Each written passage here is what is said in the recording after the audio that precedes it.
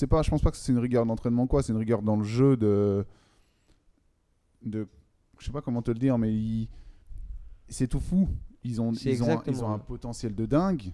Et peut-être qu'il manquerait peut-être d'un coach, de quelqu'un en extérieur, de quelqu'un qui est pas de la maison, tu veux dire ? Pas forcément de quelqu'un qui est pas de la maison, mais de quelqu'un qui va avoir un œil extérieur pour au moment du décisif, c'est-à-dire que s'il manque de concrétisation dans les matchs, peut-être que il manque de quelqu'un pour caler le jeu, calmer aussi, ouais. Calmer le jeu.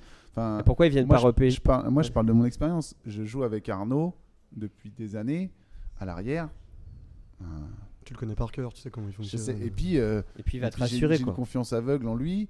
Devant, on a la chance d'avoir Hervé qui gère sa ligne d'avant. Arnaud, il gère la ligne d'arrière. Quand il y a des coups de gueule à poser, il les pose. Quand ça roule, on le dit aussi. Et quand ils sont fatigués, ils vont en prison.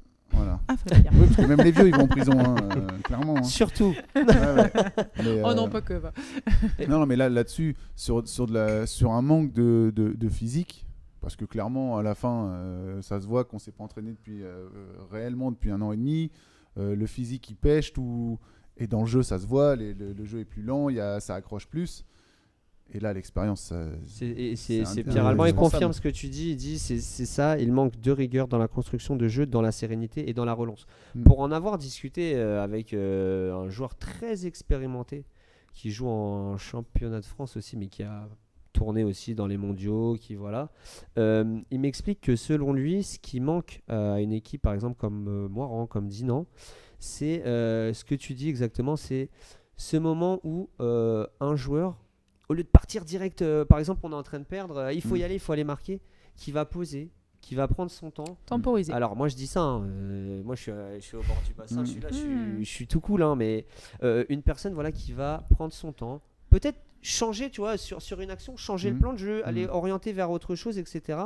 Et ça, est-ce que c'est pas l'expérience seulement qui permet d'acquérir ça ? Bien sûr, c'est clairement l'expérience. Alors après, je vais peut-être m'en mettre quelques-uns à dos. Mais chez nous, quand Arnaud il dit quelque chose, personne ne move, et c'est parti. C'est comme ça. Et c'est dans ce sens-là que ça va. Et je pense que c'est des équipes qui ont un super potentiel. C'est des gars que j'adore, mais ça manque d'un leader que tout le monde écoute. Parce que j'allais dire, est-ce qu'ils en ont pas des leaders ? Enfin, leaders expérimentés. Ils ont des joueurs équipe de France. Ah, voilà. Attention. D'un vieux. On ne parle pas de charisme. On parle de... Il faut un vieux dans l'équipe.